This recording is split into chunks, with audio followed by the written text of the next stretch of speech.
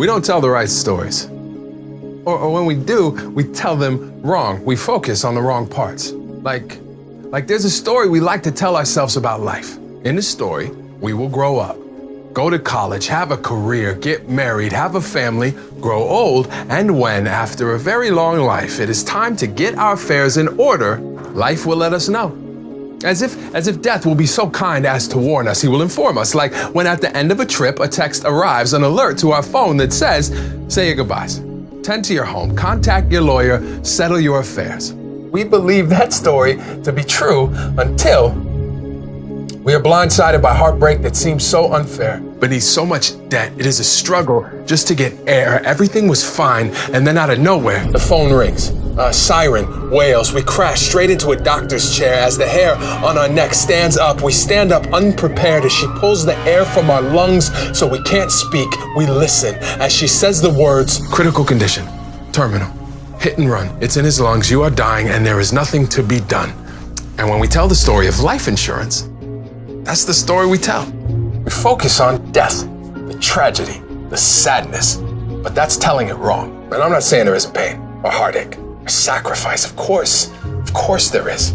That's life. I mean, those things happen for the same reasons tooth fairies and sunsets and great wine and grandchildren happen. And that's life. It's not that the tragedy isn't there. It's that it isn't all that's there. I mean, there's so much more. I mean, in all this hopelessness, hope is.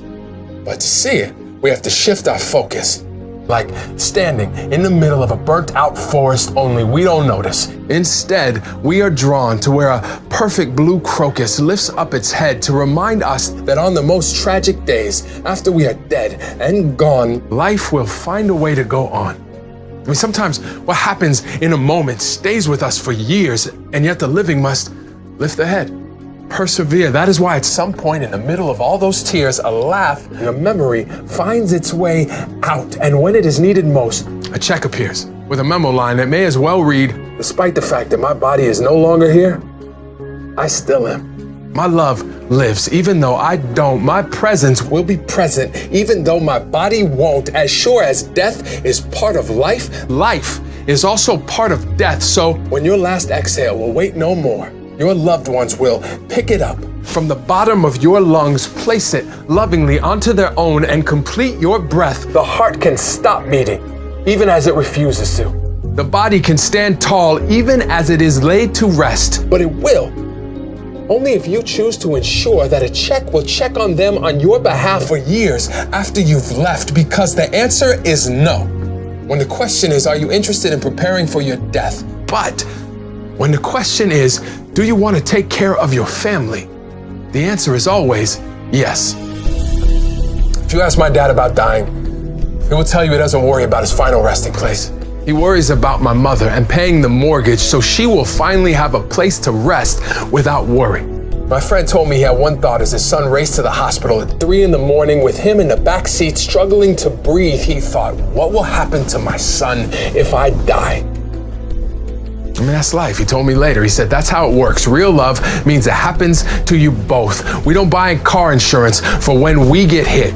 We buy it for when we hit someone. We don't buy life insurance for when we die. We buy it for when they don't. We buy it because when we love someone, we want to protect them from any added despair, any hardships that can be spared, to experience the happiest moments, even when we won't be able to experience them beside them. And it gives us comfort to know if we aren't able to have those moments, we can provide them.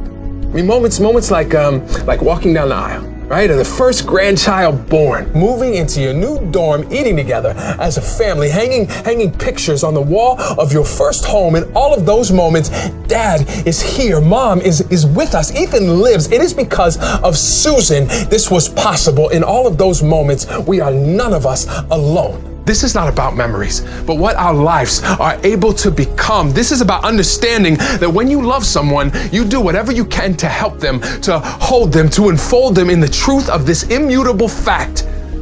Life insurance is the final loving act of a person who at the end didn't see flashes of his own life. Instead, he saw the future he wanted for his parents, his kids, his wife, and he knew that if their pain could somehow be lessened, their load perpetually lightened, then perhaps their grief will be less sharp than it might have been. And by preparing for what might be, despite being frightened, it's like taking your loved one softly by the wrist, holding out the life insurance as a gift and saying, This is for all the flowers I would have bought. These are pennies for all of our children's thoughts, the mortgage for the house we finally got. I don't know if it's enough, babe, but it's a lot. Please use it to make the life we dreamed about exist. And if our kids ever wonder if I love them, you give them each a kiss while clenching this life insurance policy in your fist, and you tell them there is no doubt he loved us. He did this